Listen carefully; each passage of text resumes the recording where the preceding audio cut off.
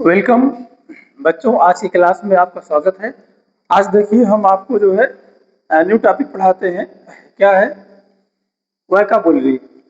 देखिए, वोकैबुलरी में हमने आपको prefix, suffix, synonyms, antonyms, analogy, homophones and similes, ये जो आपको हाइलाइट्स दिख रहे हैं, ये सब क्या है? वोकैबुलरी के पार्ट हैं। ठीक है, जो वोकैबुलरी का चैप्टर है, इसमें हम आपको कुछ हाइलाइट्स दिखा रहे हैं। हाइलाइट्स में आपको प्रीफिक्स आपको हमने आपको पढ़ाया। तो प्रीफिक्स क्या होता है? यहाँ प्रीफिक्स मीन्स होता है जो मूल शब्द के मेन वर्ड के बिफोर जोड़ा जाता हो, उसे कहते हैं प्रीफिक्स। यहाँ जैसे लिखा है pre and fix. Pre means होता है प्रारंभिक, यानी कि पहले, बिफोर ऑफ दी वर्ड। ठीक है, वर्ड के पहले कोई चीज, और उसे कहते हैं प्री। और फिक्स, फिक्स कर देना। तो प्री प्लस फिक्स तो प्रीफिक्स हो गया, यानी कि मेन शब्द के, मेन वर्ड के पहले कोई चीज जोड़ते हैं तो वो प्रीफिक्स होती है। सफिक्स क्या होता है? सफिक्स होता है जो मेन वर्ड के बाद में जोड़ा जाता है, उसके पीछे जोड़ा जाता हो। ठीक है। अब सिनोनिम्स क्या होती है? सिनोनिम्स जो है, synonyms is word that are the same meanings. Synonyms ऐसे वर्ड होते हैं जो सेम या सिमिलर मीनिंग को देते हैं। एक शब्द की कई सिमिलर मीनिंग दी जाती है। एंटोनिम्स क्या होते हैं? Antonym is a word that opposite meanings of another words. Antonyms क्या होता है? अपोजिट वर्ड होता है जो दूसरे शब्दों की अपोजिट मीनिंग देता है, वो एंटोनिम्स होता है। सिनोनिम्स जो है सिमिलर मीनिंग देता है। सफिक्स जो है, सफिक्स आपका जो है वो मेन वर्ड के बाद में जोड़ा जाता है। प्रीफिक्स जो है मेन वर्ड के पहले कोई अच्छा जोड़ा जाता है। ओके, अब चलते हैं। आज जो अपना टॉपिक होगा वो क्या होगा? एनालॉजी। यहाँ रेड कलर से लिखा है एनालॉजी। तो एनालॉजी क्या है, हम इसको आपको जानते हैं। N analogy is the similarity between two things. यहां से ध्यान देना है। एनालॉजी क्या है? Is similarity. सिमिलरिटी मीन्स समानता है, बिटवीन टू थिंग्स, दो वस्तुओं के बीच समानता। ऐसी दो वस्तुएं दैट आर कंपेयर्ड, जो तुलना की जा सके। ऐसी दो वस्तुएं जिनसे तुलना की जा सकती है, उनके बीच ये कहते हैं ना, an analogy is the similarity between two things that are compared. तुलना की जाने वाली दो वस्तुओं के बीच की समानता को हम एनालॉजी कहते हैं। आप समझ गए होंगे। अब एग्जाम्पल देखते हैं आपको। यहाँ एग्जाम्पल है, kid is young. Kid is young goat and lamb is young sheep. आप देख रहे हैं, किड इज यंग गॉड। जो किड मतलब जो बच्चा होता है वो क्या होता है? इज यंग गॉड ना, एक युवा गॉड होता है। And lamb is young sheep, और जो लैम्ब होता है एक यंग शीप होता है। मीन्स आप यहाँ ये समझेंगे कि जो गॉड है मतलब बकरी के बच्चे को किड बोला जाता है, और शीप के बच्चे को लैम्ब बोला जाता है। आप समझिए, जो लैम्ब होता है मतलब शीप का, भेड़ का बच्चा, वो यंग होता है, युवा होता है, छोटा। उसी तरीके से गॉट जो बकरी का बच्चा होता है उसे भी किड बोला जाता है। तो किड मीन्स बकरी। तो यहाँ पर किड इज यंग गॉट, जो किड होती है वो एक यंग गॉट होती है। अब दोनों में यहाँ गॉट और लैम्ब, गॉट एंड शीप, दोनों में क्या की जा रही है? कंपेरिजन की जा रही है एक तरीके से। और दोनों जो है गॉट एंड शीप दोनों कंपेयर्ड चीजें हैं। अदर एग्जाम्पल देखते हैं। Camel is to desert as yak is to mountain. अब यहाँ आप एनालॉजी को समझिए। एनालॉजी क्या? एक प्रकार की रीजनिंग होती है जिसको समझने का प्रयास किया जाता है। यहाँ कहा जा रहा है कि कैमल इज टू डेजर्ट। जो कैमल होता है वो रेगिस्तान का जहाज होता है, आपको पता होती है। कैमल इज टू डेजर्ट, यानी कैमल जो है डेजर्ट से रिलेट करता है। And yak is to mountains, और जो याक नाम का एनिमल्स होता है वो माउंटेन से रिलेटेड करता है। उसका जो लाइफ स्टाइल है, जीवन शैली है, वो माउंटेन में ज्यादा से ज्यादा रहती है। जिस तरह से कैमिल की ज्यादा से ज्यादा लाइफ स्टाइल डेजर्ट में बीतती है, और उसे डेजर्ट का शिप कहा जाता है। ठीक है, उसी प्रकार से जो है, जो याक है ये माउंटेन से ज्यादा रिलेटेड रहता है। तो camel is desert and yak is mountain. आप समझ रहे हैं, दूसरी एनालॉजी का आप समझते हैं।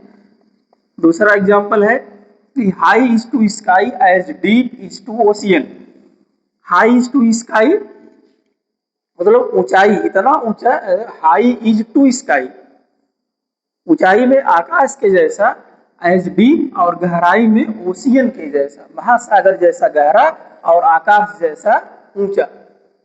ठीक है, ये क्या है, एक प्रकार की कंपेयर्ड है और दोनों के बीच में similarities between two things and that are compared.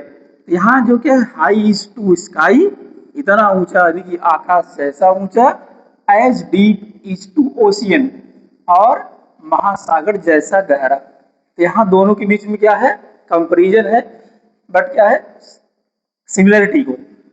और थर्ड क्या है, ग्राउल। ग्राउल मीन्स क्या होता है, गुर्राना। तो ग्राउल इज टू डॉग, जो डॉग होते हैं गुर्राते हैं, भाव करते हैं।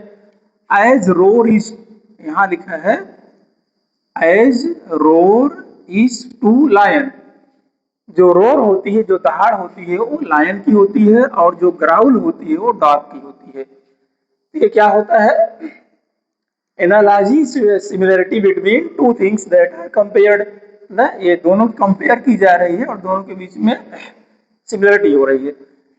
फॉर एग्जाम्पल है कि train is to station as a plane is to airport. जिस तरह से ट्रेन का रिलेशन स्टेशन से होता है, ट्रेन स्टेशन पर आती है, स्टेशन पर रुकती है, स्टेशन पर ही उसकी जो है रख रखाव होती है, उसकी रिपेयरिंग होती है स्टेशन पर, यानी कि रेलगाड़ी का जो संबंध है वो स्टेशन से है, स्टेशन उसका स्टाफ होता है, वहां उसका सब कुछ होता है। इस तरह जिस तरह से ट्रेन जो है स्टेशन से रिलेट करती है, उसकी सिमिलरिटी होती है, उस तरह से प्लेन जो है वो एयरपोर्ट से रिलेट करती है। जो प्लेन है वो कहाँ लैंड करेगी, एयरपोर्ट पर उतरेगी, वहां उसकी रिपेयरिंग होगी, रख रखाव होगा, वहां से यात्री चढ़ेंगे उतरेंगे। इस तरह से एक क्या है, एनालॉजी है, एक प्रकार की रीजनिंग होती है जो कहती है कि analogy is the similar between two things that are compared. Example आपको दिखा रहा है यहाँ। अब यहाँ एक क्वेश्चन हमने आपको दिखाया है। क्वेश्चन क्या है कि मून, सैटेलाइट और अर्थ है। यहाँ क्या है, अर्थ। अब यहाँ हमें जो है फिल करना है मून, सैटेलाइट, अर्थ। यहाँ जहाँ क्वेश्चन मार्क है, यहाँ ऐसी जो है बच्चों एग्जाम में एनालॉजी आती है जो रीजनिंग के रूप में देखी जाती है और ऐसे इस तरह से एग्जाम में आती है। यहाँ जब मून जो है, मून का रिलेशन किससे हो रहा है, सैटेलाइट से। मून सैटेलाइट से रिलेट करती है, उससे संबंध रखती है। तो जो अर्थ है, अर्थ का किससे होता है, प्लैनेट। तो प्लैनेट जो है वो अर्थ से रिलेट करती है। ठीक, तो यहाँ जिस तरह से मून, सैटेलाइट, उस तरह से अर्थ यहाँ लिख दिया जाएगा प्लैनेट। यहाँ क्या हो जाएगा, प्लैनेट। ओके, ये सही चीज है, ये सही चीज है। इसी तरह से जो है, जैसे आपसे और एग्जाम्पल से आपसे पूछे जाते हैं, अब आप समझ गए। अब यहाँ दूसरा जो क्वेश्चन हमने आपको दिया है एनालॉजी का, ये क्वेश्चन नंबर 2 जो दिए हैं, इसमें देखिए, नहीं ये क्वेश्चन नहीं हुआ, फर्स्ट क्वेश्चन के ऑप्शन है। तो ऑप्शन को फिर से समझते हैं कि जिस तरह से मून का संबंध सैटेलाइट से होता है, उसी तरह से अर्थ का संबंध प्लैनेट से होता है। एग्जाम्पल है। तो आज की वीडियो में हम एनालॉजी में आपको इतना ही समझा रहे हैं। एक बार फिर आपको समझा देते हैं कि an analogy is the similarity between two things that are compared. ठीक है, अब यहाँ एग्जाम्पल आपको दिए, kid is young goat and lamb is young sheep. ठीक, यहाँ दोनों की सिमिलरिटी दी गई है। यहाँ young, young goat and young sheep, यहाँ क्या है, दोनों की सिमिलरिटी दी गई। एग्जाम्पल में देखते हैं, camel is to desert, yak is to mountain. Camel का संबंध डेजर्ट से होता है, तो याक का संबंध माउंटेन से होता है। एनालॉजी है। High is to sky and as deep is to ocean. गहराई का यानी कि संबंध ओशियन से होता है, तो ऊंचाई का संबंध आकाश से होता है। ग्राउल इज डॉग, डॉग जो है ग्राउल करता है ना, और जो टाइगर है, लायन है, क्या करते हैं, रोरिंग करते हैं, रोर करते हैं। ट्रेन इज टू स्टेशन, और ट्रेन जो है स्टेशन पर रिलेटिव होती है, तो यहाँ क्या होता है, train is to station as plane is to airport. जो प्लेन का रिलेशन है वो एयरपोर्ट से होता है। क्वेश्चन को रिपीट करते हैं, moon, satellite and earth planet. ये एग्जाम्पल के माध्यम से समझाएगा, ऐसे जो है वनडे एग्जाम के रीजनिंग में ऐसे क्वेश्चंस आते हैं। तो आज की वीडियो में बच्चों बस इतना ही। आगे आपको फिर एक नए टॉपिक के साथ मिलेंगे। तब तक आप सबको thank you everyone for watching.